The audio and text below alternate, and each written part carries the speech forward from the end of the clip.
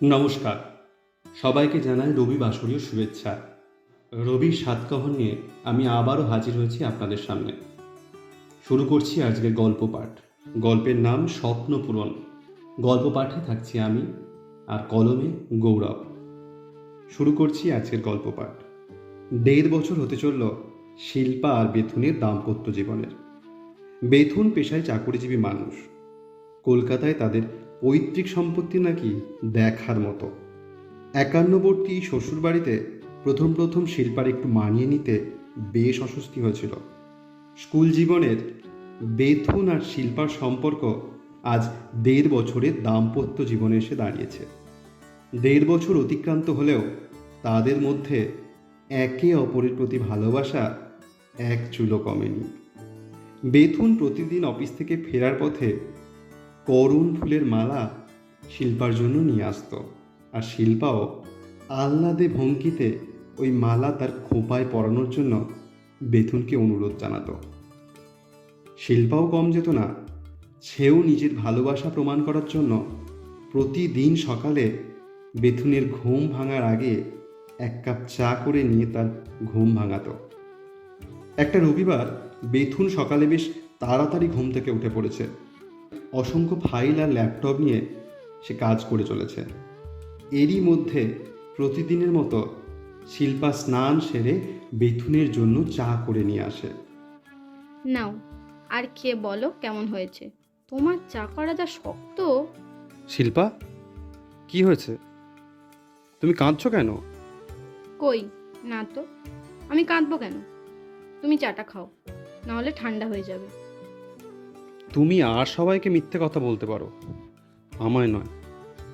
কি হয়েছে বলো তো? আচ্ছা, এত তাড়াতাড়ি এসবের কি প্রয়োজন বলো তো?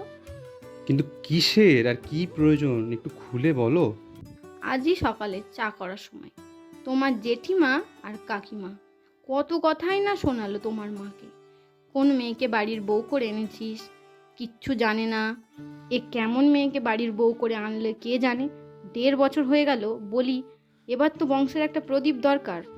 বলেছিলুম কোথাকার কি মেয়ে, পুষ্টি বিচার কর, নে এবার বোঝ। এসব কথা বলছে। ধুর বোকা মেয়ে, এত কেউ কাঁদে নাকি? আমি আছি তো, ঠিক হয়ে যাবে। চোখের জল মোছো দেখি, আর বসো এইখানে। যেদিন থেকে এই সংসারে বেরি পায়ে পড়েছি সেদিন থেকে নিজের সব চাওয়া পাওয়া আশা আকাঙ্ক্ষা সবই জলাঞ্জলি দিয়েছি। আচ্ছা বেথুন, আমাদের তো কথা ছিল আমরা মাস্টার্সের পর আমরা ফ্যামিলি প্ল্যানিং করব। বেথুন বেশ বিরক্তির স্বরে শিল্পার মাস্টার্সের কথাটা এড়িয়ে গিয়ে বলে, দেখ শিল্পা, আমাদের বিয়ে হয়েছে, ১.৫ বছর হয়ে গেল। আমারও মনে হয় আমাদের এবার ফ্যামিলি প্ল্যানিংটা করা উচিত। বেথুন তুইও? বেশ কয়েকদিন অতিক্রান্ত হয়েছে। শিল্পা আজ ৭ মাসের গর্ভবতী। অসংখ্য চাপা উত্তর, ঠেস যন্ত্রণাকে সঙ্গে করে সে মা হতে চলেছে। একদিন বিকালে, তাড়াতাড়ি রেডি হয়ে নাও, ডক্টর সেনের কাছে ৬টার সময় অ্যাপয়েন্টমেন্ট আছে। হুম। এ যেন শিল্পার জীবনে একটা নতুন ঝড় ওঠার আগের মুহূর্তের শান্ত আবহাওয়া। যথা সময়ে শিল্পার বেথুন ক্লিনিকে এসে পৌঁছায়। ডক্টর সেন শিল্পাকে ইঞ্জেকশন দেওয়ার নাম করে অজ্ঞান করিয়ে কখন যে শিল্পার গর্ভাশয় থেকে অ্যামনিওটিক তরল সংগ্রহ করে নিয়েছে তা শিল্পা বুঝতে পারেনি। ২ দিন পর বেথুনের ফোনে ডক্টর সেনের ফোন আসে এবং জানতে পারা যায় শিল্পার গর্ভে যে ভ্রূণ প্রতিপালিত হচ্ছে তা আসলে কন্যা ভ্রূণ।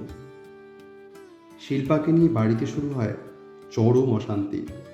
আর যেই বেথুন এতদিন শিল্পার জন্য করণ ফুলের মালা আনত, সেই বেথুন আজ শিল্পার মুখের দিকে তাকায় না। বেথুন শিক্ষিত, এ যুগের ছেলে হয়েও শিল্পার সাথে বর্বরের মতো ব্যবহার করছিল। দেখো শিল্পা, তোমাকে অ্যাবর্শনটা করাতেই হবে। বেথুন, মা হওয়া এত সহজ না। যে আসছে সে আমার শরীরের অংশ, আর কেউ কিভাবে তার নিজের অংশকে বাদ দিয়ে দিতে পারে? ওসব আমি জানি না। আমাদের এত টাকা, এত প্রপার্টি কে দেখবে? তোমার ওই মেয়ে? দেখো শিল্পা, ভালোই ভালোই বলছি, অ্যাবর্শনটা করিয়ে নাও। যদি না করায় কি করবে তুমি? মারবে আমায়? কাপুরুষ, নির্লজ্জ। স্ত্রীর গায়ে হাত তুললে পুরুষত্ব প্রকাশ পায় না বেথুন। কি করব সে সময় হলেই দেখতে পাবে। প্রতি রাতে বেথুন শিল্পার উপর নির্মম অত্যাচার করত। কখনো বেল্টের বাড়ি, আবার কখনো সিগারেটের ছ্যাঁকা। নৃশংসতার চরমে পৌঁছেছিল তাদের ব্যবহার। যে সময় একটা মেয়ের বিশ্রামের দরকার, ভালো খাবারের দরকার, সে সময় তার জুটেছিল শুধুই মার। শিল্পা এই ঘটনাকে বেশি দিন সহ্য করতে পারেনি। তাদের পারিবারিক সমস্যা শেষ পর্যন্ত কোর্টে পৌঁছায়। বেথুন আর শিল্পা একে অপরকে ডিভোর্স দেওয়ার সিদ্ধান্ত নেয়। আজ প্রায় 24টা বছর কেটে গেছে। শিল্পার মুখে বার্ধক্যের ছাপ প্রায় প্রকট। এখন সে কিছু টিউশন করে, তাতেই কোনো রকমে তার সংসার চলে। শিল্পা বেশ কয়েকটা গল্পের বই আর কবিতার বই লিখেছে।